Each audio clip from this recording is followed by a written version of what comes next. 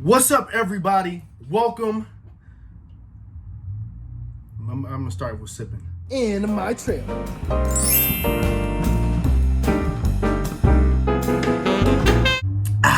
I am beyond excited to have my next guest for In My Trailer. I want you to start clapping right now for the one and only Peter Macon. Hey! Hooray! I got my new set. I love this. This is, you get a whole, like, man, with the sunlight. Yeah. Both your light bulbs work. Now I want to show everybody that's a special. That's a special mask. New edition right here. Look at that. That's that extra large. Extra large in charge staple edition. This is your first trailer where you got a mirror, a chess game. Yeah. This is nice. You decorated yours, right? Yeah, I mean, I got kids, so I got a lot of kid art and clothes and shit they left in my trailer. And a drawer, all the candy drawers gone. You got a candy drawer? I had a candy drawer. Who's your trailer neighbor? Jessica. Jessica Zor. Yeah, we usually are get here at the same time. Like Yeah. Crack of dawn. Oh, right, because you guys got to go through. All this. It's just I didn't wake up like this. I've said this before, Pete. I think you're one of the most talented artists of our generation, and I just want to give you all the flowers. Oh man, thank you. I take them. So you come from a theater background. Yeah, man. Right. I got my equity card in 1988. For those of you in LA who don't know what that is, it don't really mean shit here. But you know, acting is like a blood sport, like theater acting, because you're like, you're doing 8, sometimes 10 shows a week. Like I did a 10-show-a-week run of Othello, and that's man, nobody. You do a student matinees at 10:30 in the morning. Mm-hmm. It's a 3-hour play, and then you got to do another one that night. And these are like, there's a lot of, there's no cut. There's no, you're in. You're in. You rehearse for 4 weeks, 6 weeks if you're lucky. Sometimes 3. And then you're up and running. And then you're up and in front of a live audience, and yeah. So how did theater prep you for playing Bortus and being on the Orville? Oh man, that's a good question. I'm gonna say this. Coming from the theater, so pretty much the majority, I would say 80% of my career has been on stage, and it doesn't pay that well compared to TV. Mm-hmm. And the hours are like just as long, but they're just more concentrated. But there's a level of humility. I grew up with like older cats being in the dressing room. Yeah. And a young cat and like the older cats in the dressing room. Yeah, being in the barbershop, yeah. you get your haircut. And like you didn't really have anything to contribute, so I just sat and listened. Soak it up. And like they taught me about etiquette, professionalism, and like the passion, of it. So, and just being ready for anything. You know what I'm saying? So like this show is zany because, look at Right. And I just think that like the memory chops, you know what I mean, of having I'm rereading August Wilson's King Hedley II right now. Mm-hmm. So I did that a few years ago, and I had this nightmare. I always have these dreams where I'm like about to go on, and I don't know what the fuck I'm doing. You know what I mean? And I know I don't know what I'm doing, and nobody knows that I don't know what I'm doing. And it's terrible, but it woke me up on my dream, and I went downstairs to my library and just picked the book up and started reading lines again, because I'm like, I can't not have these lines in my head. Yeah. Just to combat that dream. But to answer your question, it's just like the preparedness, it just being, ready to dance.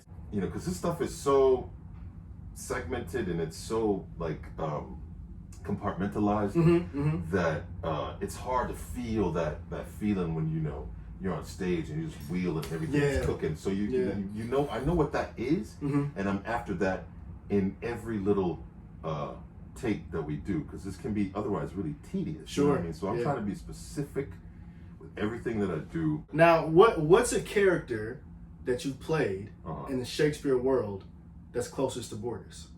Damn. Oh, that's a good man.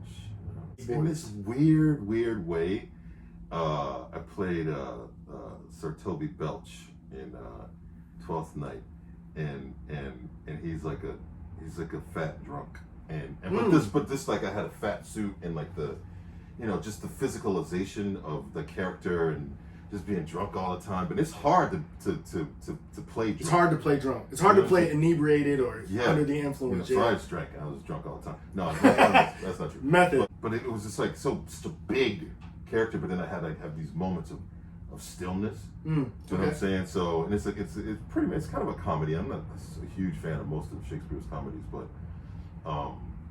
yeah, I mean, just like it's just a big, robust. But like, I just think about like all the stuff that was on, but I had to be very, precise. What about anybody from August Wilson's world? Man, is there anybody in the August Wilson world that you've played or even seen that is the closest to Bortus? In Seven Guitars, there is the character Headley. He carries a machete around. He's just kind of stoic and old. Got it. Old world. You know what I mean? Mm-hmm. And I've never played that role, but like, if I had to just think off the top of my head, King Headley and King Bortus. Headley's the first. Bortus is like the kind of like, they could probably share a car ride to St. Louis. Yeah. through the Midwest. They could get there. They could get through the Midwest and hit Pittsburgh. Share a half pint. You know what I mean? Yeah. Talk to the people who want to get into this world about this concept of waiting, right? Like, you've done all this stuff.